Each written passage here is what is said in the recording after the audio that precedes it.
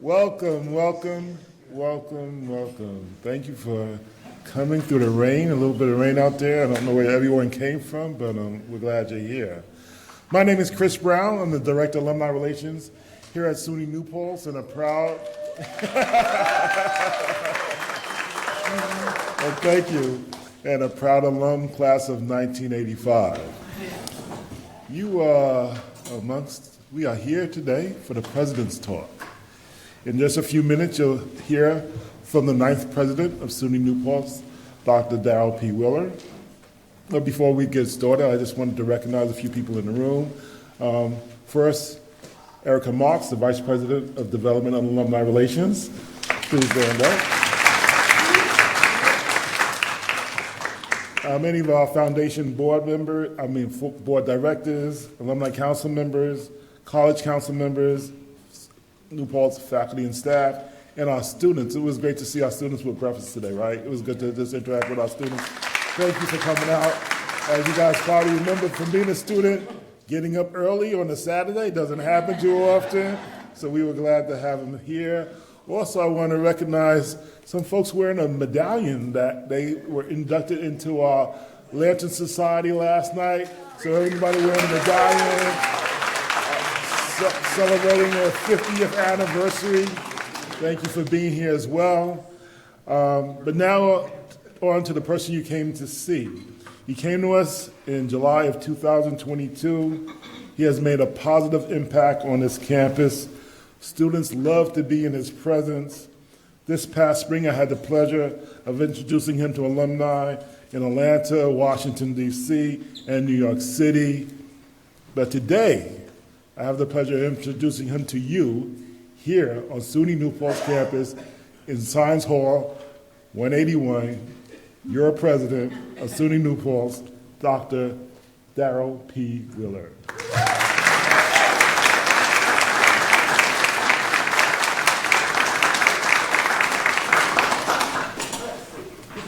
Together here. Good morning, SUNY New Paltz alum. Good morning. There we go. I want to thank everyone who's here. Let me do my quick thank yous again. Chris, we can't do this without you. Your leadership, thank you so much. Again, Erica Marks and the team. Barbara, thank you for all you do. Barbara's going to be retiring, so again, thank all the council members, foundation members, past foundation members. I want to thank the staff, particularly the President's Cabinet and UPD. You do phenomenal work to keep the house safe with the alarms and all kinds of stuff.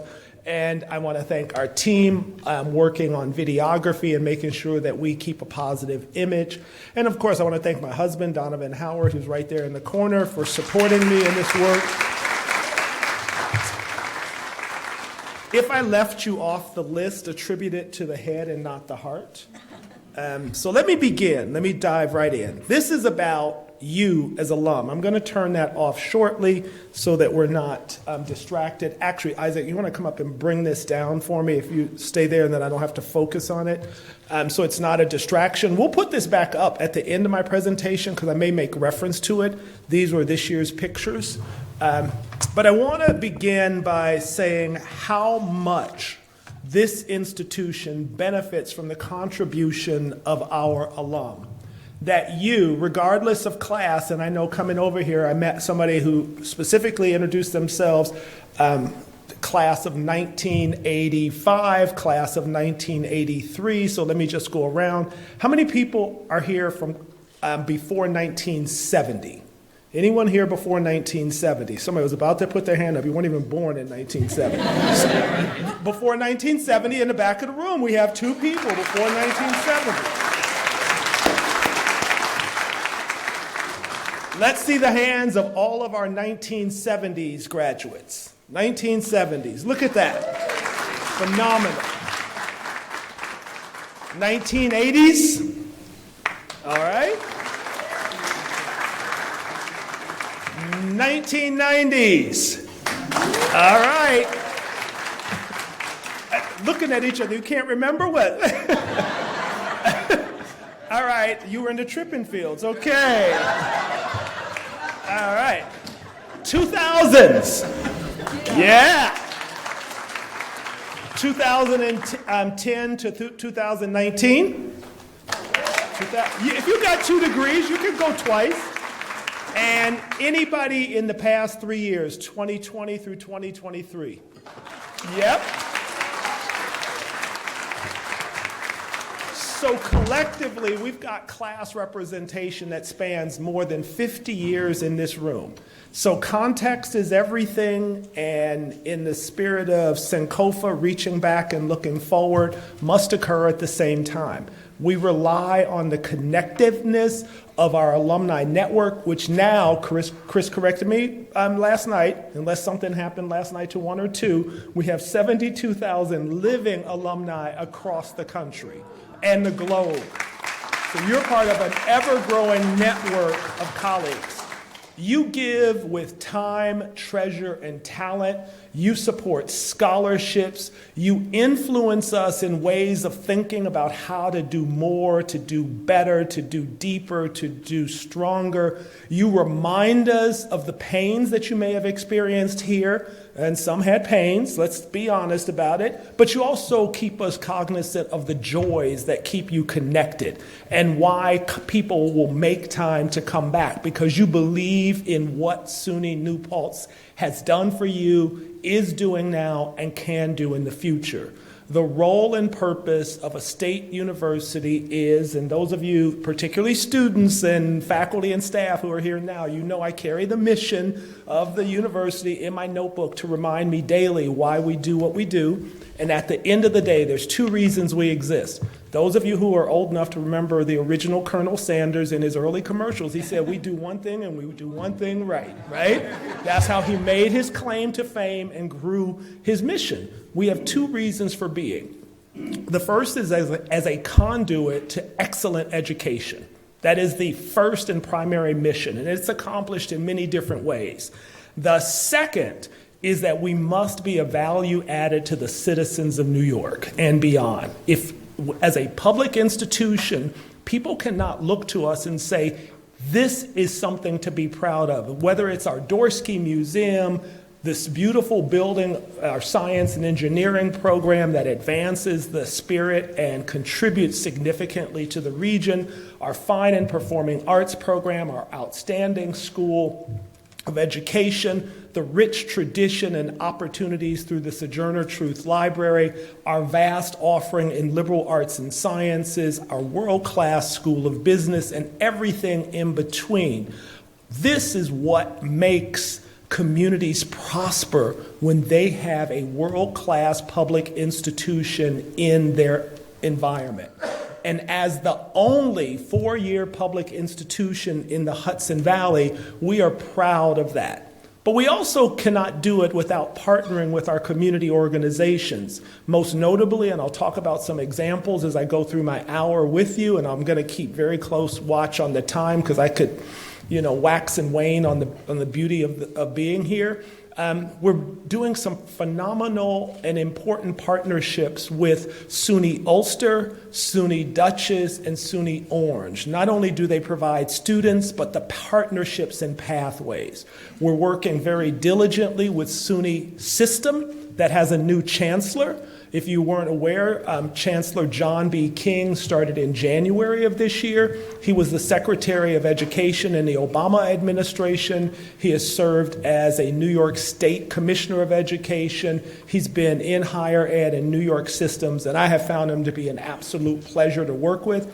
He's also a first. He is the first Black and Hispanic, because of his own heritage, chancellor of the state system. So we have this opportunity in New York to benefit from homegrown knowledge to bring back and enliven our communities. It is important for me to celebrate all that you bring to the table. Some of you are still actively working. Some of you have transitioned into retirement, which means more work, less pay. I know, I've seen it. But you give back in so many ways. offering opportunities. There's a whole our students from the Students of Color, affiliation, we took a photo. They look to the alumni. They look to you to be mentors, to guide them in their thinking about their futures. Some of you who have relationships provide opportunities to internships. I was just meeting with a young man yesterday, and we talked about this. I met him, and it's a beauty being, hey, what's going on? How's the hip? It's a beauty having a year under my belt right now because I know things I didn't know. I probably know some things I wish I didn't know, right, Michelle? But they all go to make for a great year. But this young man who identifies as Latino, Latinx, and when I saw him last year, little did I know when I saw him in the elevator in Hab, I just noticed something about him. I said, hello, and how are things going? He was about to deregister from this university because he couldn't see the pathway to completing, even though he had better than a 3.0 in accounting and was only 2 semesters away from graduating. But he couldn't see the path forward. I said, hey, come on up. I don't know what I can do for you, but it's clear. It must have been the social worker in me, but it could just be being a black kid from the south side of Chicago saying you don't pass somebody up who looks like they're in distress without offering something to give. Let's fast forward. Over the course of the year, we connected him with an alum that I met when I was in London that connected him with his company back here in the States. This kid got a paid internship over the summer. He now has 2 job offers on the table for when he completes his degree in December and is looking to go to graduate school already. When I met with him yesterday, I had him consider, I said, you're not the same person I met yesterday. I almost cried, but I couldn't because I was not going to do that. But he was just beaming from the fact that he knew he wasn't the same person. That's what this university is about. That's what this university does. And a university can benefit from the brick and mortar, but brick and mortar is not the university. People are the university. And you've heard me say it many times. I believe I probably said it last year. We must invest in the people. If the people in the university do not feel welcome, if our faculty and staff are not respected, if our faculty are not at the top of their game, if our administrators and staff can't see how their contributions make a difference, we don't operate together. To the extent we're not operating together, there's absolutely no way an institution can be at the top of its game. It's just like when I was in basic training in the Air Force. It didn't matter who was in the barrack with you and whether or not you wanted to do away with the person in the bunk above you. When it came time to clean the barracks and you knew there was going to be an inspection, every one of those 40 guys in our barracks figured out a way in the five minutes you had to clean the barracks to make sure it was near spotless. And those of us who couldn't do 6-inch squares, and I can talk about 6-inch squares, but you had to fold your underwear and everything in your drawer into perfect 6-inch squares, and they would measure them. Those who couldn't do it gave it to those who could, and those of us who could did something else. So this is the philosophy and ethos I bring to leadership, not the militarization, but the teamwork. And how together we can accomplish far more than we can as isolated individuals vaguely operating towards a goal, which is why those 2 pillars are crucial to me. That I must at every point be clear that the decisions I make as an administrator are in service to the mission of the institution which I have been given the privilege of stewarding for this period of time. As a leader, I think it's also important for me to be humble and to remember that stewardship terminology. This is not the University of Darrell Wheeler. This is the State University of New York at New Paltz, which I have been given the honor to lead at a moment in time. My job is to assure that when that time comes to an end, and I promise you it will come to an end one way or another, you can be taken out, or you can leave gracefully, or they can carry you out.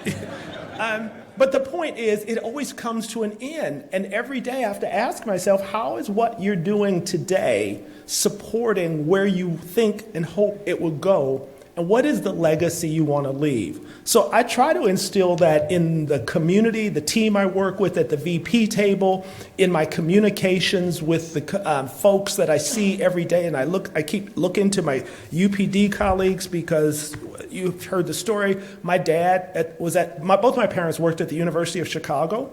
And some of my earliest memories was my mom putting me in my pajamas, we're getting in the car and going picking up my dad from third shift because he was a janitor at the hospital. When he retired, he was the vice president at the University of Chicago for police and had gone back and done his graduate work. My mom started off at the U of C as a part-time bookstore shelfer. So they were this young couple with a kid, and then they had 2 kids. When my mom finished at the U of C, she was the secretary for the president, who was the first female president. So I had a lot of familiarity with it. But I tell you that story because they gave me, and my mom's still living, they have given me my foundation for being humble, but also always recognizing people and never asking anybody to do something you wouldn't do yourself. And that no matter what your position is in this organization, you must understand and believe that your president is willing to be there with you. And through what I try to do is transparent and engaged leadership to really set a tone for all individuals here for how we must operate. So that's just more of an orientation to me. I try to humanize myself because sometimes, contrary to popular belief, I do have a heart. But I'm sure sometimes it doesn't seem like it because decisions we have to make, the distance we keep sometimes, the pace I keep, that it takes 3 or 4 weeks to get an appointment with me. It's not because I'm trying to put you off. It's actually because I'm trying to do my God-blessed job every day. And that I don't really have, if you come to my office, my desk is a holy mess. And I've just gotten comfortable with that in my career, and I'm not going to change that. It's a working person's desk. And basically, if you don't like it, so what? All right. Take that out of the video now. I want to talk about some highlights here at the university now. I want to shift from me to the university and talk about some things, and I want to talk about some foundation pieces, some current pieces, including some of our challenges, but also some of our future aspirant goals and activities. So let me begin by really contextualizing things that have been happening in the past and things that really set the tone for where we find ourselves today. It is important for me to begin by talking about the fact that, as a university, we're almost 200 years old as a university. This is 23. In 5 years, we'll have our 200th anniversary, and I hope all of you are capable of being here. But over those 200 years, we've built a strong foundation, growing from a normal school into a liberal arts college, growing from, as many of you have articulated throughout the year, growing from a college, or you look at it today, you're like, I wouldn't have been qualified to get in here. Because we have grown from a near open access institution to being a highly selective institution. To give you an example, last year we had 19,000 applicants and there were 1,195 people admitted. I mean, there were 9,000 admitted, but only entering 1,195. 16 to 19,000 applications. The selectivity rate has gone up, but equally important, it's one thing to let people in, it's the other thing to get people out. Our graduation rate remains near 78%.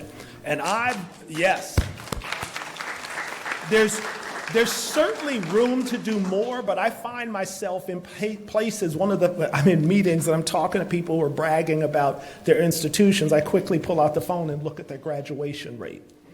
Because letting people in and just using them as a conduit to pad your budget is not useful. So for example, this institution is on the precipice of being eligible to be a Hispanic serving institution.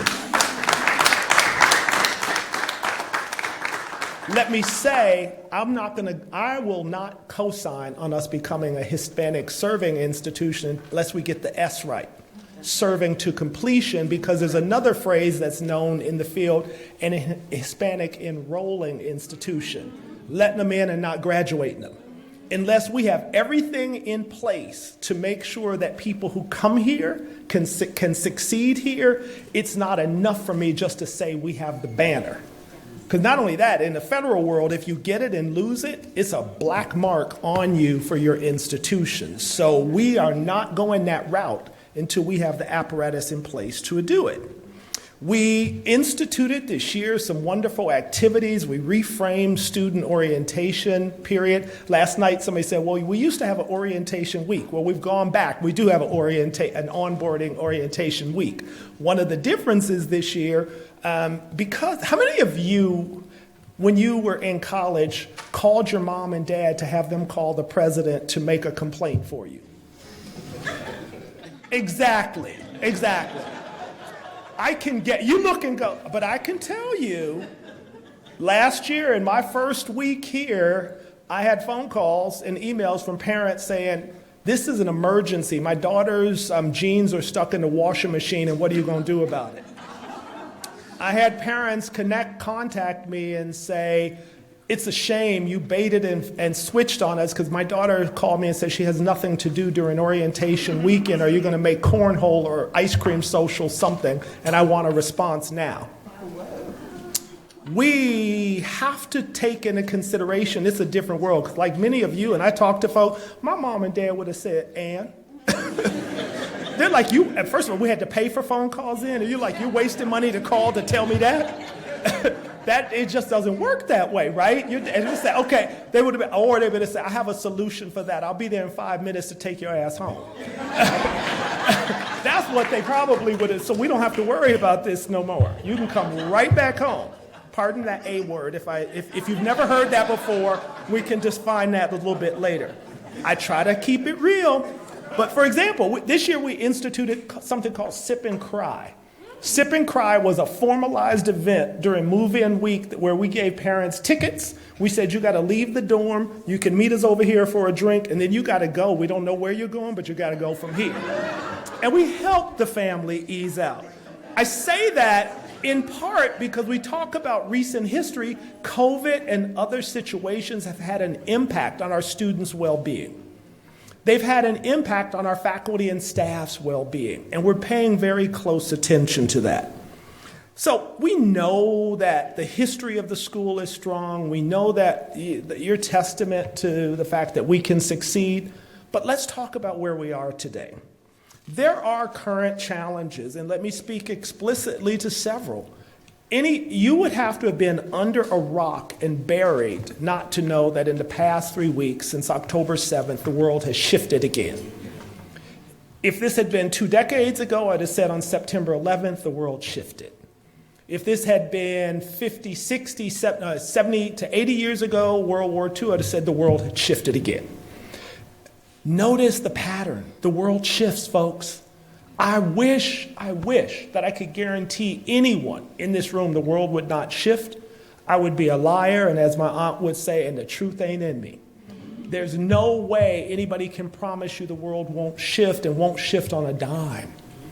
But what we've tried to do, what I try to do, is to take that in, sit with it, and lead from a place of bravery and strength, to say that the lives that have been lost in service to justice and to good should not be forgotten, and that those of us who remain have an obligation not to forget, but to use that passion and the power to continue forward.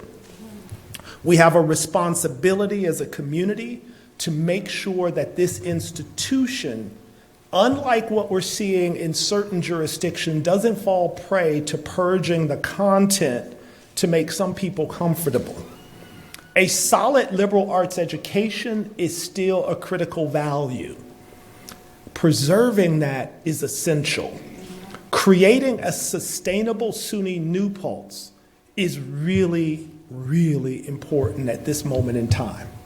Making sure that the passion, and I having met with many of you, I know the phenomenal work that you have done. I know what you bring to the table, the Myras. Yes, I'm looking at you. I know that your resources have gone to seed critical programs and services that benefit students. I know that I can look back to my colleagues sitting there affirming me that Everton and Jeannie and their Everton and Jeannie will go on to do phenomenal things in part because of what this institution gave you. And we must, and I use the word sustainable, and I'll get to some of that in just a moment, for a reason. Sustainable has to last longer than the moment. We have to see forward. Right now, higher education, in particular, well, not any of them, is under critical assault.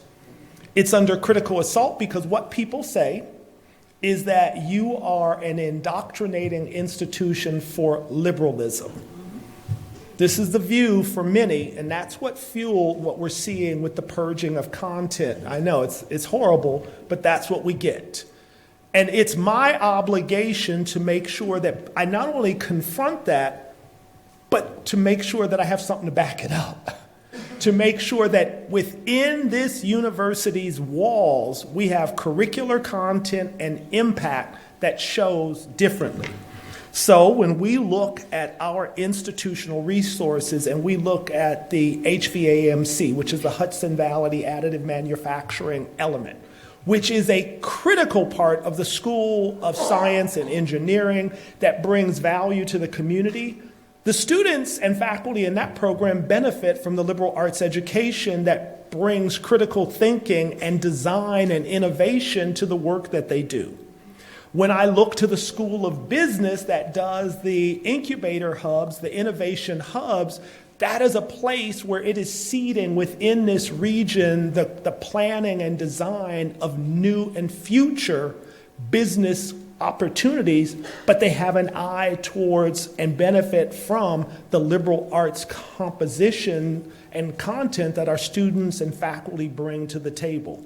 That without that other thinking, we lose the opportunity for people to understand how they can chew gum and walk too. That you can do both. You can benefit from and embrace philosophy.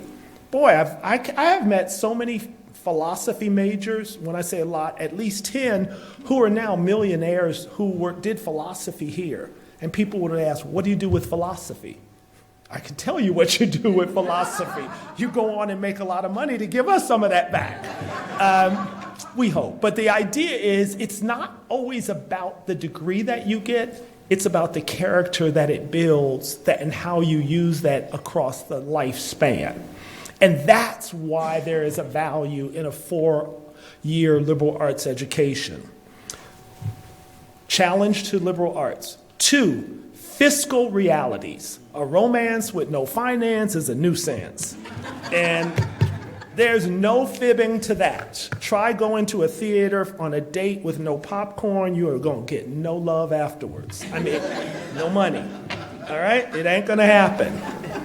The reality is these are challenging times for all higher ed institutions financially. When SUNY became SUNY and SUNY New Paltz became part of SUNY, it was probably 70% of the budget was state generated. Now we're at best 30%. The difference has to be made up by innovation interiorly, and that typically means tuition dollars. Now, you talk about a situation, and this is just a lesson, and some of you may know it, but bear with me. Not only has the amount of money from the state decreased down to, at best, 30%, we can't set tuition. Tuition is set by the state, by SUNY. So imagine you as a business owner cannot alter the price of your product. That no matter what the labor costs are for you to buy your raw material, you're forced to sit at a fixed price because some outside entity says that. That's the situation we're in. Not only does and you know, I'm not calling it good or bad, it's what it is. Not only does that happen, but then we have to sit with regulations that we sometimes can't control because we're a state entity, so we're held by all of the state rules. Prime example, we're a unionized shop, and there are great benefits to having unions. However, SUNY New Paltz does not negotiate the union contract, the state negotiates it. So imagine this. You can't change the price of your product, the tuition. Someone else is giving you guidelines. Someone else is negotiating a contract. You know, as businesses, we have to plan 1 and 2 years ahead for what our financial future is going to look like.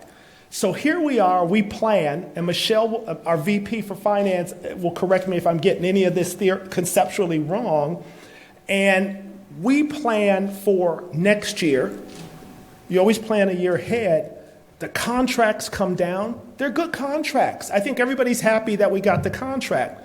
But when the money comes down, they say to each campus, now you have another $2 million added to your budget for now, and that's going to grow to $14 million, but we're not giving you any more money. That's the reality. So when we're talking about the necessity of organizations, higher ed, to shift their thinking, we benefit from talking with and learning from our colleagues who sit in those situations of finance and business and organizational capacity regularly, because as you can see from that scenario, it's a tight market in terms of how you have a fixed budget and how you do more with that budget. So let me fast forward. How are we going to do more? Well, through the stewardship and leadership, you know, we have been able to move forward all these years. But we need to do more. We need to grow beyond tuition-based mechanisms. This is where Erica and the foundation have a unique role to play. This is where our HVMAC and our innovation activities to grow unknown resources, meaning things in the future. How can an institution also have additive financial contributions? We need to grow our research and scholarship capacity. It's like a table with multiple legs. You can't survive on just one leg. And that's all I'm saying. We have this unique opportunity in time to be innovative, engaged, creative, and to think about it. But it's important for me to contextualize it so that we don't have a false understanding of the base. So I'm not trying to paint a dismal future. I'm trying to paint a realistic future so that we can grow from a place of shared knowledge as opposed to, oh, I thought it works somehow differently and magically. It doesn't operate that way. I do believe that we have a phenomenally bright future. And when I communicate at the system, the SUNY system level, it's very clear that this campus is a jewel in the 64 institution system. Yes, Mike, it is. It really is. So my job is to make sure it remains a jewel. And your job, I'm thinking in old-time TV, your mission, if you're willing to accept it, and then the tape burns up. Mission impossible, right? Every week. But your mission, if you're willing to accept it, is to continue to give your time, treasure, and talent. Everybody doesn't give in the same way, but giving of your commitment to students, giving of your ability to do time on committees, giving of your ability to write large or small checks when and how you can, all of those contribute to the well-being of the institution, and all of them are valued. So each and every day you wake up and connect with a student, give the student an internship opportunity. That's precisely what I'm talking about. Anytime you can do any of the other things, that's precisely what I'm talking about. Those are things that will benefit the institution, and why I told the story of the young man that I sat with, because he's the kind of graduate who will go on and will remember that he was about to leave college, but through some set of activities, he not only will flourish, but will flourish in ways that he couldn't have imagined without SUNY New Paltz. So as we look to the future, I want to hold out some things because I'd like to leave 10 to 15 minutes for questions and responses. We will continue to keep as a focus our core mission to academic excellence. That has to happen. But in order to do that, we have to do critical evaluations of our academic enterprise. I'm not sure how many of you kept current with what happened at Potsdam recently.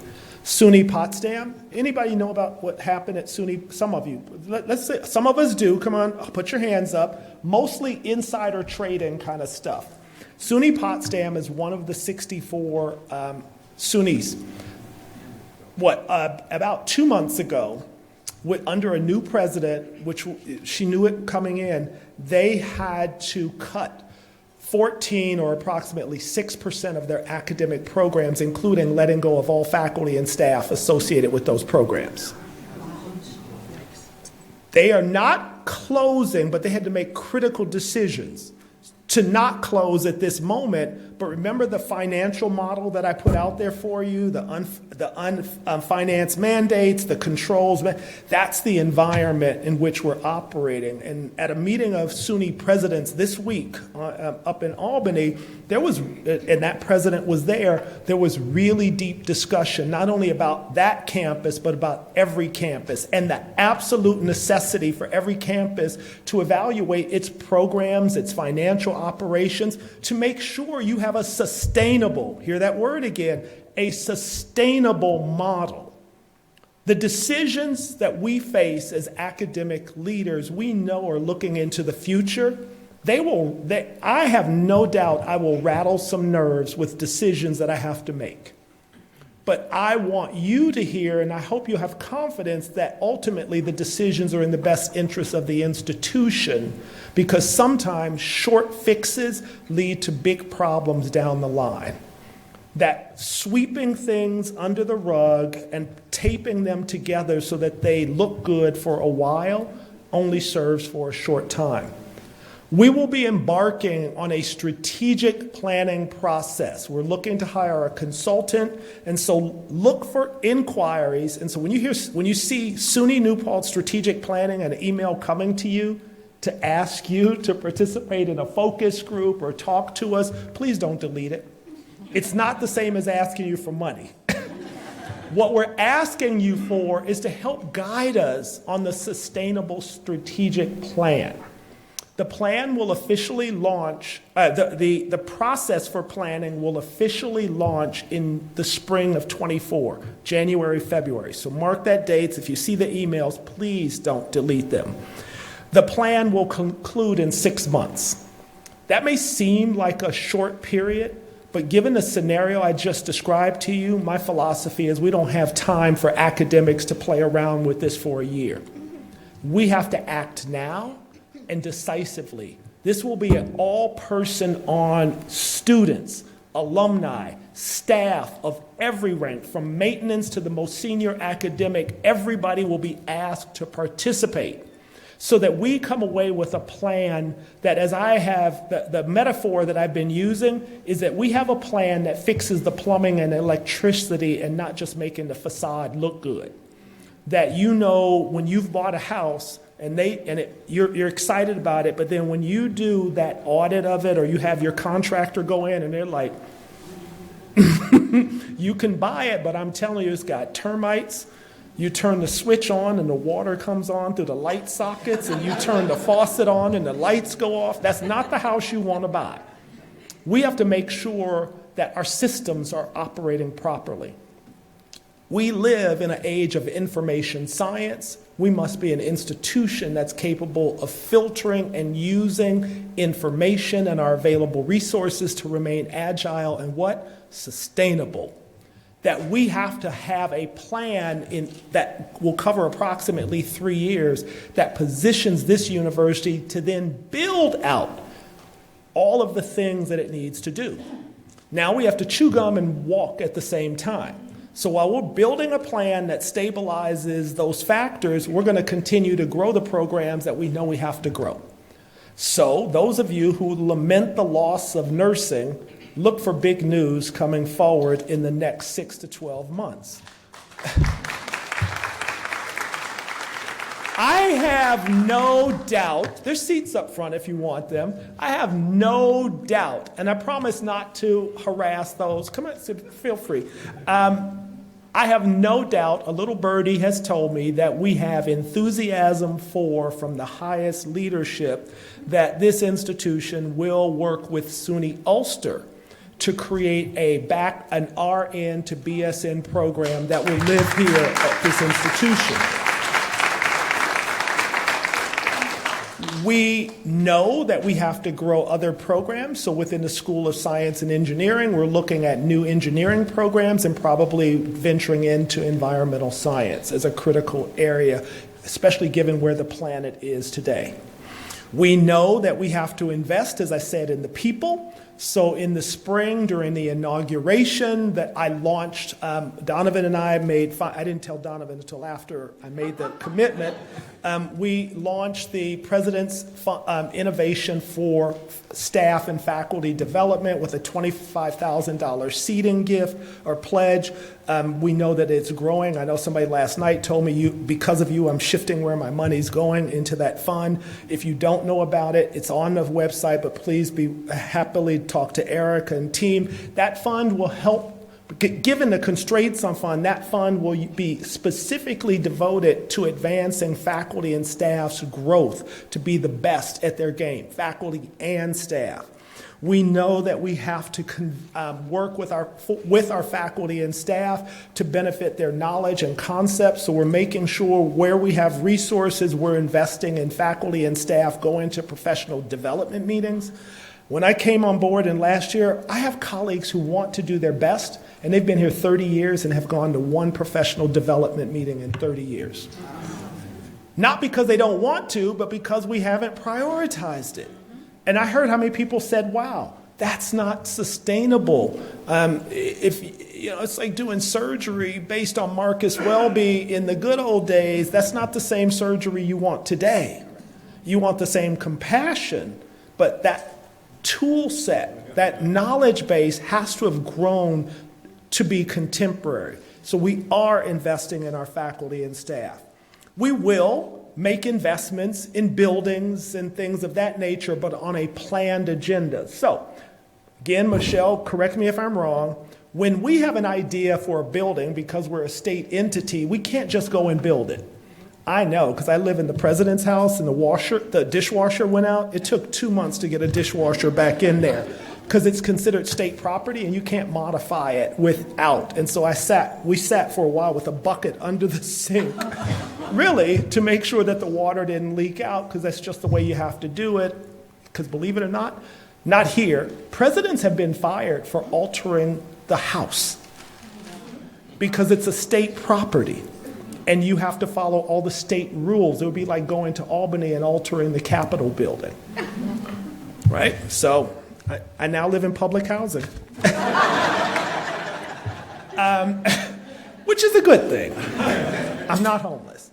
But we will continue to invest in buildings. A couple things that many of you may be interested in. There is an active process within SUNY that says you put things on a capital plan, or a construction plan. That construction plan could take many years for your site to come up and be ready. So from concept to shovel in the ground is probably about 10 years, 7 to 10 years from concept. So when your project comes up, you don't say no, because it could be another. So I know this is many of you have probably heard about it, so I'm going to wade knee deep into it right now. College Shango, the way it's planned right now, is coming down. Let me tell you why. Those of you who know College Shango, you know it's the most odd building in the world. It is not ADA accessible. Those of you who have businesses now know that you can't live without ADA accessibility. It is asbestos laden, so you know that you can't even put a nail in an asbestos wall without getting into trouble. The murals that were painted and that are adored by many are painted on asbestos-laden materials. You cannot remove them without a multi-million-dollar commitment. And I'm sorry, as dear as those are, I'd rather use the $1 million for something else. I cannot justify that. So what our team has been doing is digitizing every mural. to see how we can recapture it. We're investing in reaching out and trying to find all of the if they're still around, the artists who actually did it, so we can narrate how, and then to take the digitized content to make a forever forward memorial to those murals. So we're not losing, we're not giving up, but I hope you understand when you start to hear about it. Now we're still in the design phase. So again, these are opportunities. We have invited members of the faculty community from everywhere, particularly in Black Studies, to be at the table in the design of the building, but it will be a multifunctional building that allows us to have another 21st century building on the campus. Our music students don't really have good places to study. They don't have recital halls. There are many things we don't have that if we don't have them, we're living in the past and holding on to something near and dear, but we're not benefiting the future. We have to chew gum and walk too. So that's just one example of the building activity. I just wanted to put it out there. We know it will come down. And maybe we can have a celebration at the beginning, and then when it's going back up, figure out the right way. But through all of it, we're engaging alums. So if you get something, it's not an ask for money for a building fund, but it will be an ask for your ideas on how to do it. And speaking of a fund, we'll be launching our comprehensive financial campaign that will be asking for money. So look for that to be launched next year as well. We're going to start our planning for our 200th anniversary program. So as I said, we're looking at facilities and maintenance, construction, finances, academic programs. And so in the 50 minutes that I've been speaking with you, I hope you get a picture that we are honoring the past. We're confronting the contemporary issues, social, political, economic, that face us, and we're planning for a sustainable future. I'm happy to answer questions, and thank you for being an engaged audience and wonderful colleagues.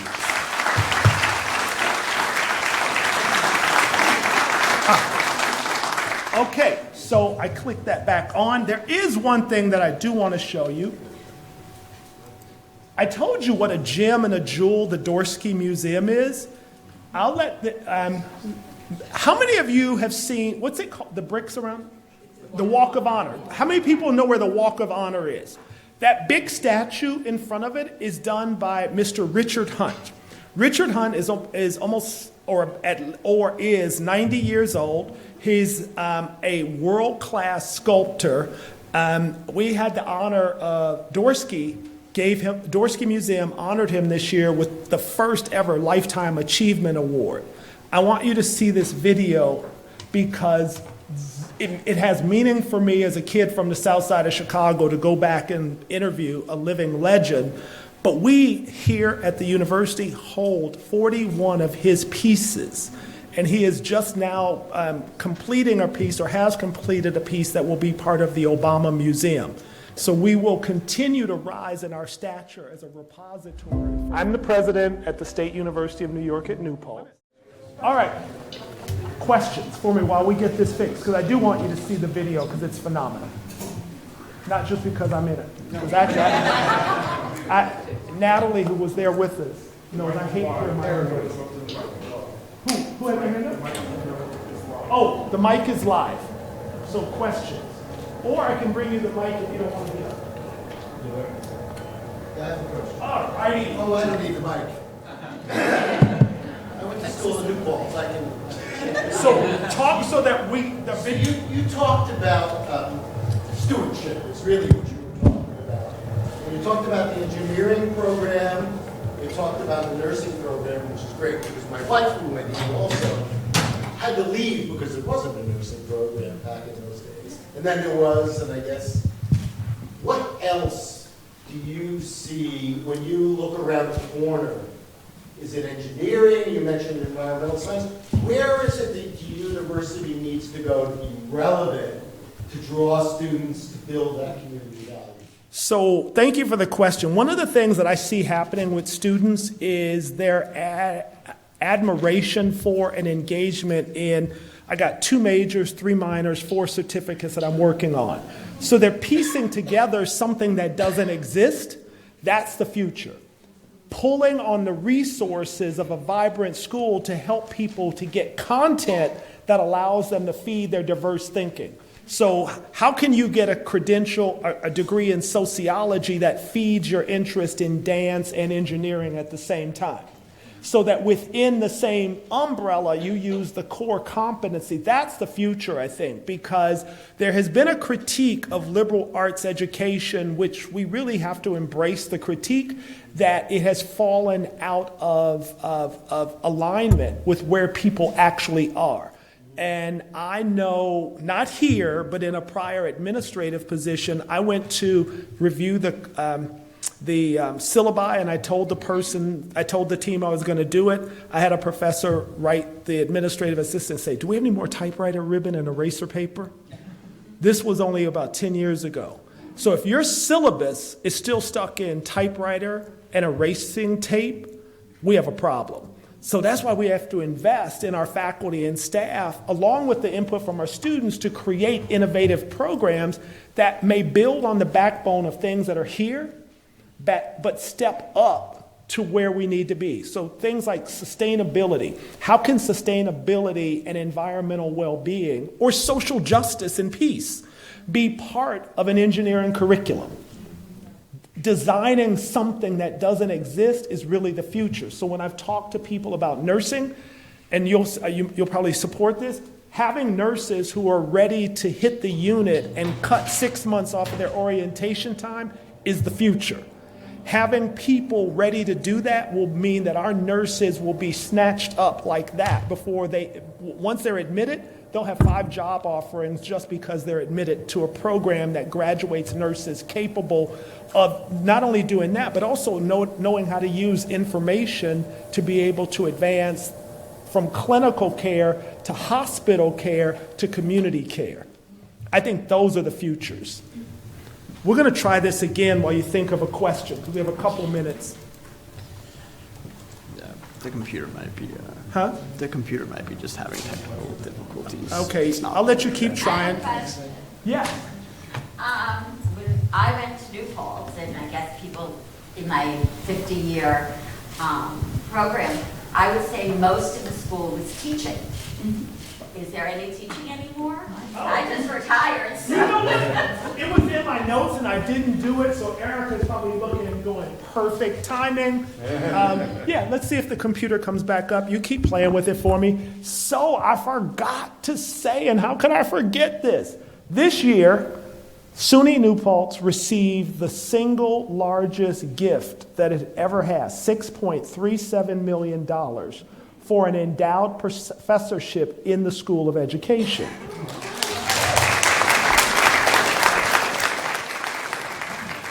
The gift is specifically for the creation of an endowed professorship focusing on the micro-credential in science of reading and advancing our ability to equip educators and the system with tools.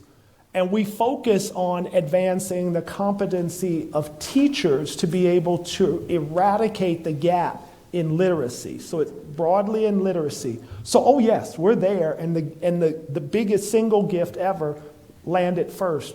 And it's only our second endowed professorship. And as a primary teacher, I hope it includes phonics. Oh, the science of reading definitely. So you know the debate that has existed for a long time, and if you've kept up with me, you know what recently happened at Columbia when they severed the ties with the historical gurus in the field. So it's opened up a new arena for us, and SUNY New Paltz with this gift, and it puts me in communications with the chancellor of New York City schools, the chancellor of the New York State schools, the state superintendent. In fact, at the announcement of the gift, and I have a photograph I can always show you at the break, I had this moment at the Tribeca Film Festival where the gift was announced. I was on stage with the mayor, the SUNY chancellor, the New York City chancellor, the New York State chancellor, myself, and LeVar Burton. And I'm a Star Wars and guru. Star Trek, Star Wars and Star Trek. But what was most profound about that every one of those were men of color. I'm the there we go. I'm the president at the State University of New York at New Paltz. Okay. And I've been there just about a year, so this is exciting for me to come home and to get to present to you the first Lifetime Achievement Award coming from the Dorsey Museum. Here you are, sir. Thank you. Oh, my. Oh, it's delightful. Well, I think to get a Lifetime Achievement Award is always something that, in my time, to have something that comes to you and says, you're a great guy, we like you and all that. And so here I am. I mean, the thing is that Dorsey at one point had a gallery that I showed work in, and he was always getting stuff out there for me and for him, of course. And it was a very good time for me, I would say. A very good time. Well, this good time extends, and it's coming back with this award, being the first person to get it. And congratulations, and what a pleasure. Now I want to ask you, Dorsey Museum, Sam Dorsey. Right. Can you tell me a little bit about how maybe you two met? Well, that takes me back. At the Museum of Modern Art in New York, a lot of stuff about black artists and stuff like that. Well, he liked my work, but he wanted to see it pushed along, and there were some openings and stuff at the museum there, the Contemporary Museum. There were some group shows, you might say, that I had my work in. Okay. And then some other shows that were basically my shows. So when I think about your shows, I'm going to show you a picture. This is on our campus. Oh. That's your work. This is the large hybrid, and it sits in a pretty prominent place on campus and all around it. Yeah, that's bricks. quite something. This piece is, I see it as growing, expanding within the space. The flora and fauna has its own place in it, but the sculpture is there and has its own unique place in it. Yeah. Your phrase, growing and expanding, that's powerful for me because it makes so much sense on a university campus that we're there for growth and expansion. Mr. Hunt, thank you so very much, and what an honor and pleasure it is. Thank you. Thank you, sir. Absolutely. All Thank right. you.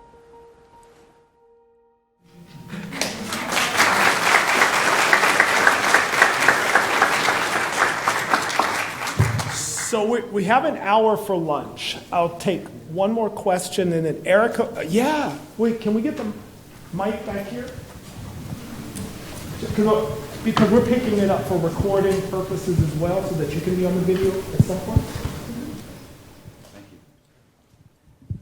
As a professor at a university, which I won't name, and still teaching, one of my, we all talk about creative thinking and how to get students to that point. I am very concerned, as are a number of people like Hollywood and even Noam Chomsky, about ChatGPT, which I think robs students of the ability to think creatively. And one thing they really don't know, which I tell in my classroom, if you're doing this, there's a word for this. It's called plagiarizing. And even though you don't know, because AI grabs this from all over the place, it's still somebody else's work and thought.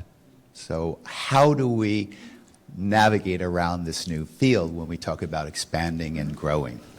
So I appreciate that. And I think one of the things, when the genie's out of the bottle, so I would suspect that the way to navigate is through it and not around it.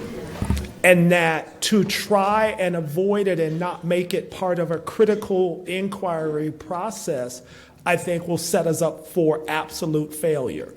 But to advance the ability of faculty and staff to be able to develop ways of integrating it into the content and to use it as a challenge. And it's not on the, well, for me, it's on the same scale, but remember Cliff Notes and the heresy that Cliff Notes created? So it's not the same thing, but in its day, you were forbade to use Cliff Notes, and how many of us use Cliff Notes? Exactly, when we ran to it, and what that meant, and how we integrated that. So I believe we have the capacity.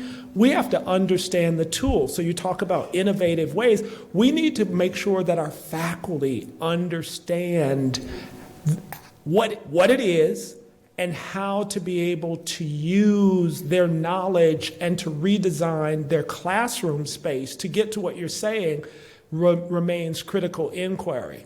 Maybe it means that the classical term paper that we rely on isn't going to look the same as it does today, because that's the platform that's easily morphed into the ChatGPT space. And that's where we're first picking it up. Students coming forward who were sleeping 90% of the class, turning in an A+ paper, and the faculty member going, whoa, something's not connected here. Well, the faculty member is alert to it, so how do we take that and bring it into the classroom? Because I don't think that if we spend our time trying to do away with ChatGPT, it's really going to get us, because there'll be another ChatGPT or something else. So the evolution is really about the human evolution and the ability to use and to embrace. I just want to say that. Well, I need a mic up here, because your voice is softer and it's not carrying into the back. Thank you.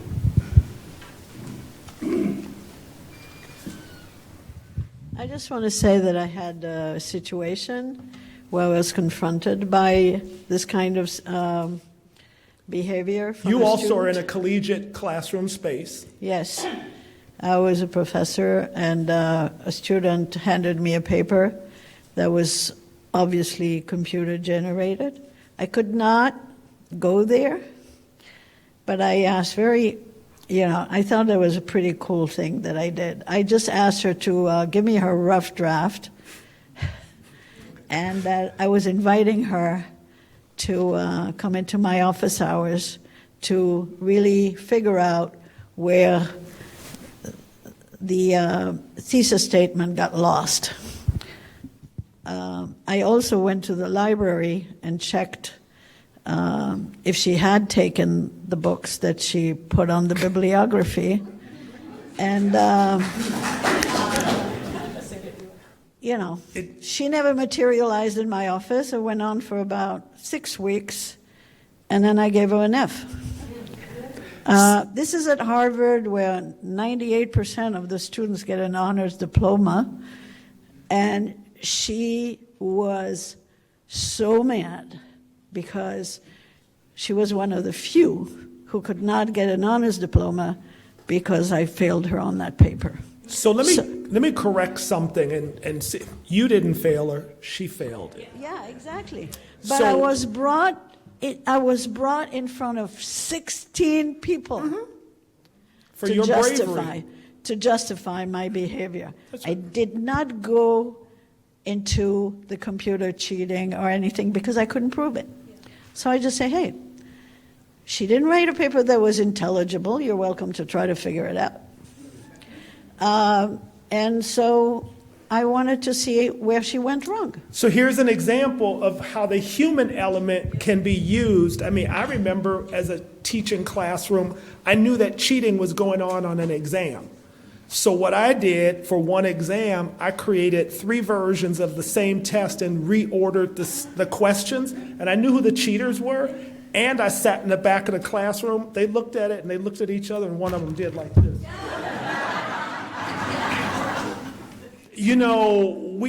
We have the capacity, but it requires us. Some people have heard me use the word bravery in recent written documents. It requires the bravery and the innovativeness and the commitment to learning of our faculty and staff. And I think helping them to be reinforced, and as academicians saying it is okay to do that. And I couldn't agree more. And I don't mean this as an insult to current students, but if you earn an F, I will gladly reward you with an F. Because it takes a lot to get an F in my class. And let me tell you why it does, is because I show up for every office hour and will make myself a bridge to my learning. So if you don't avail yourself to that, that's not my fault. That's your fault.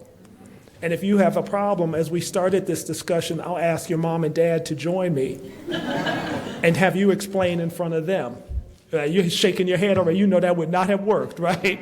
And it won't work with you and your children today. And we have to have situations that afford us those opportunities. Erica, you wanted to make a statement about the science of reading, and then we'll stop. Hi, everyone. I'm Erica Marks. And actually, two things that, for those of you who are interested in the Walk of Honor and seeing that Richard Hunt large hybrid sculpture, there is a tour between 1 and 2 o'clock. Or if you can wander over there yourselves, if you need some directions, ask any of the staff. But it's, if you're facing the main building where you checked in, it's sort of on the left past the gunks, those ponds. And you can buy bricks to put in the Walk of Honor. It's beautiful. So if you've never been over there, take a little stroll. So the Science of Reading Fundamentals, it is a program that has 5 pillars, and one of those pillars is, in fact, teaching phonics. It is bringing back evidence-based reading to students. It's a major program. We have also, in addition to the endowed professorship, we've launched something called a micro-credential, which is a 7-series course all online. And for the first 5,000 New York State teachers who sign up, they get a $150 scholarship to take this. It's only $500. And it's part of, it goes towards their continuing education requirement. 35 hours. And 35 hours. And we're opening it up, of course, nationally. So anyone who's a teacher, knows teachers, please let them know. It's very easy. You can Google Science of Reading at SUNY New Paltz. I have a little thing here about it, or ask anyone about it. We're happy to share more information. But we're really proud to be out in the forefront of this program.